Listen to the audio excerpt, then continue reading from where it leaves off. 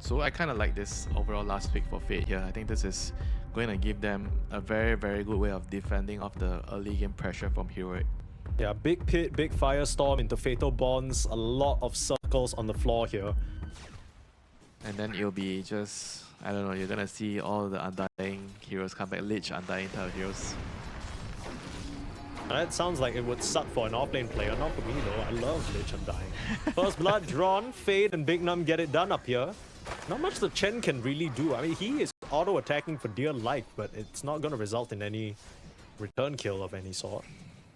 And this is what you talked about in the draft, Winter. As soon as Heroic make any motion towards the towers, you're going to see the Underlord come in. But because he used the Dark Wave in the bot lane, he's going to have to TP into the mid lane where Tai Long is in big trouble. Whereas the Heel King jungle doesn't have that Hand of God, and the Underlord just runs down the sniper. How often do you see that? I think the Mars can still do something with maybe finding some pickouts on the map, but apart from that, I think because of your overall draft setup and how much Underlord counters your heroes, there's not much you can do.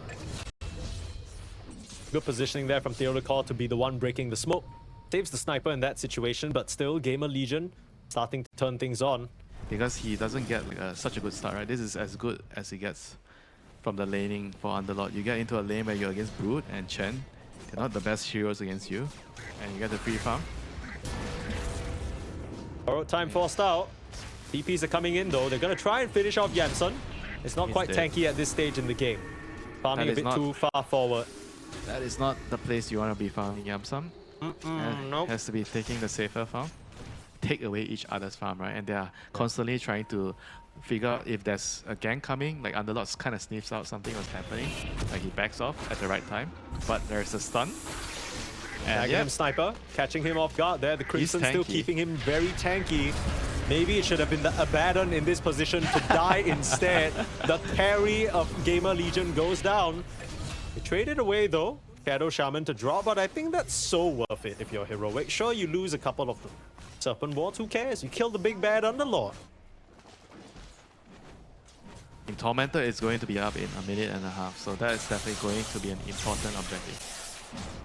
This play there from RCY, stealing the Haste Rune away. Oh, getting set up though. Spear. Alright. Nothing's gonna happen. Yep. We're just gonna wait for the Tormentor. Ooh, what a timing there from Tai Long. Okay. What? He solo killed him? No. Right? Yeah, I do feel like GamerLegion is still stronger though with the Crimson and the Radiance on Abaddon. Like Heroic, they have the Yules, they don't have a dagger on Mars, and he's gonna get caught here. Whisper in some trouble. Rock available, the Yules to keep him safe, but he's coming straight back into a pit. Speed being held in place. Used the rock a bit earlier, and now Yuma's gonna try and chase him down. Whisper's dead, and now Yuma, even though he kills the support, he has to BKB TP out. Yeah, survive. I mean, this is why I say I feel like they are not strong enough to fight. Yeah, agreed. Like the auras are just overwhelming. You can't kill the Abaddon. You have no dagger on your Mars, so you're relying on the Shaman to start the fight. Like you just have no damage against the Underlord. Atrophy, Aura, Crimson, your Brood and Sniper basically useless. Telecall. Gonna try for the lockdown, but a very nice terrorize will keep the Shadow Shaman at bay. RCY should be able to just zip on out of the wards. And even if he couldn't, he has that second life anyway. Big Num being kept alive thanks to the Crimson Guard. Brood Mother gonna come through, but an easy Yules. I mean, Heroic, you can tell they're scrambling, trying to get whatever they can, but now the Sniper's found himself in a bad spot. Yamsun comes through out of nowhere, chasing down onto KJ, and Heroic, their team is unraveling. Whisper is finally gonna show up. You got yourself an arena, maybe you can put it to use. Nice two-man stun, but Fate still absurdly tanky here. With the help of his allies, they will manage to take down Fade, and maybe Yuma can fight this one out. You don't want to kill the Storm because he's low resources and you don't want to give him that setup, or rather the reset. But now that the Theolokor has come back into the fray, they take down the Abaddon, clean up the poor Storm, and RCY will lose their Aegis. So honestly, Heroic, I think somehow, some way, that was the best case scenario they could have found. Now Theolokor will go down though. But, okay. I mean, RCY, if he can get the kill onto Yuma, that'll be huge, but nice little Orchid TP out. Yeah, okay. Heroic, they lose just about 4 or 5 heroes overall, but they defend their tower, they get the Aegis, They kill Fade and Yuma. Yeah, how did that fight even end up going so decently for Heroic? I thought they were just gonna get bowled over. Well, to be fair, GamerLegion kind of just fumble, right? They overchased and they could have just backed off. Speaking of the sniper, another galvanized stacks into RCY's pocket. 5-0 and 6, trying to work his way towards the previous scoreline that he had against Falcons.